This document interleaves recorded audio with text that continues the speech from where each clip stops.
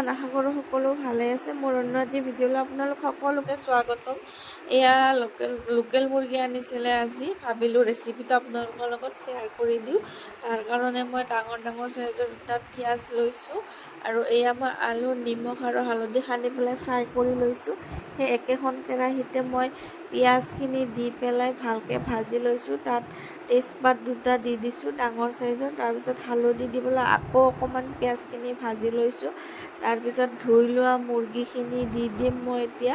আৰু মছলা কি ব্যৱহাৰ কৰিছোঁ আপোনালোকে ভিডিঅ'টো স্কিপ নকৰালৈকে শেষলৈকে চাব। চিক্ৰেট মছলা হয় এয়া। মই জালুক, আদা, নহৰু, কেঁচা জলকীয়া পেষ্ট বনাই পেলাই দি দিম। তাৰপিছত মই জিৰা পাউডাৰ 2 চামুচ আৰু ধনিয়া পাউডাৰ 2 চামুচ আৰু লগতে মই কাশ্মীৰী মিৰ্চো দিছোঁ।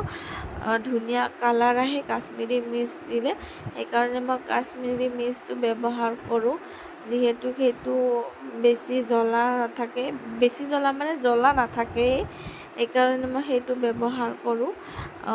কালাৰটো বিৰাট ধুনীয়া আহে। আৰু মই এতিয়া ভালকৈ হেতাখনেৰে ভাজি ল'ম আৰু নিমখটো সোৱাদ অনুসৰি আপোনালোকে দি দিব। তাৰপিছত মই এয়া ভালকৈ ভাজি ল'ম। ভাজি লৈ পেলাই দেখিছেনে আপোনালোকে, মই মুৰ্গীত পানী দিয়াই নাই, তথাপিতো তাৰ ইমান পানী ওলাইছে। যেতিয়ালৈকে মানে পানীখিনি কমি নাযায় তেতিয়ালৈকে মই এনেকৈ ভাজি থাকিম। আপোনালোকে এনেকৈ খাই চাবচোন বনাই পেলাই, বিৰাট টেষ্টি লাগে। তাৰপিছত মই ঢাকনি লগাই উতল আহিবৰ কাৰণে দিলোঁ। এয়া দেখিছেনে মুৰ্গীয়ে কিমানখিনি পানী এৰি দিছে।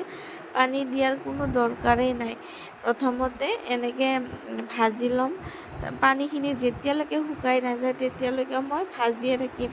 এতিয়া আৰু মই ঢাকনিখন লগাই নিদিওঁ, কাৰণ পানী বহুত ওলাইছে, সেইকাৰণে পানীখিনি শুকাবৰ কাৰণে ঢাকনিখন মই খুলি থৈ দিম। এয়া দেখিছেনে আপোনালোকে কিমানখিনি কমিছে পানী এতিয়া। এনেকৈ মই আকৌ ভাজিম। আপোনালোকে যিসকল নতুন ৰান্ধনী তেওঁলোকৰ কামত আহিব বুলি ভাবি মই ভিডিঅ'টো শ্বেয়াৰ কৰি দিলোঁ। এনেকৈ মই যেতিয়া মুৰ্গীখিনি আধা ভজা হয় তেতিয়া এনেকৈ মই পিঁয়াজ অকণমান দি দিওঁ। এনেকৈ দিলে খাবলৈ বিৰাট টেষ্টি হয়, তো মই এনেকৈ দি দিওঁ। আপোনালোকেও দি চাবচোন, এনেকৈ খাই চাব বনাই। মই বনাই আছোঁ বোলে এনেকুৱা আপোনালোকে বনালে হেনো ভালেই লগা নাই, কেনেকুৱা হ'ব নহয় জানো। এয়া মই ইয়াতে কি এড কৰিছোঁ জানেনে? চিকেন মছলা। কাৰণ মই চিকেন মছলাটো এইকাৰণে এড কৰিছোঁ, মোৰ হাজবেণ্ডে মানে আজি অকণমান বেছি স্পাইচি খাব বিচাৰিছে, সেইকাৰণে এড কৰিছোঁ। আপোনালোকে ইচ্ছা কৰিলে স্কিপ কৰিব পাৰে, সেইটো নিদিলেও কোনো কথা নাই। এয়া দেখিছেনে ইমান ধুনীয়া কালাৰ আহিছে। মই আৰু ভাজিম ইয়াক গেছ কমাই পেলাই।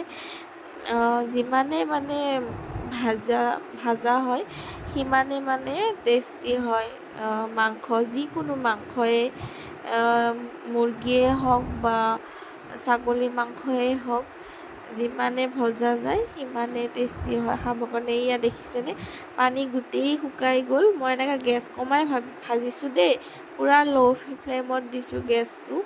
এনেকৈ তেল এৰিছে দেখিছেনে মুৰ্গীয়ে।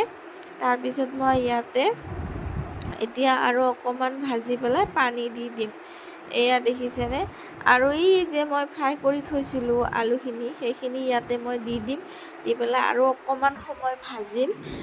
আপোনালোকে এনেকৈ কোনে আলু ফ্ৰাই কৰি দিয়ে বাৰু মাংসত ক'বচোন। মই মাজে এনেকৈ ফ্ৰাই কৰি দি পেলাই বনাওঁ, খাবৰ কাৰণে বিৰাট টেষ্টি হয়। আৰু কি হয় জানেনে, আলুটো ভাঙি নাযায়, সেইকাৰণে এনেকৈ ফ্ৰাই কৰি দিওঁ। আপোনালোকে যদি নাজানে এইটো জানি ল'লে আজি, নহয় জানো। এয়া চাওকচোন ইমান ধুনীয়া কালাৰ আহিছে। মোবাইলত ভিডিঅ'ত কেনেকুৱা দেখিছে মই বাৰু ইমান এটা ক'ব নোৱাৰিম, কিন্তু অৰিজিনেলি বহুত ধুনীয়া কালাৰ আহিছে। এয়া দেখিছেনে। মই ইয়াতে এতিয়া অকণমান পানী দি দিম, বেছি পানী নিদিওঁ। আশা কৰোঁ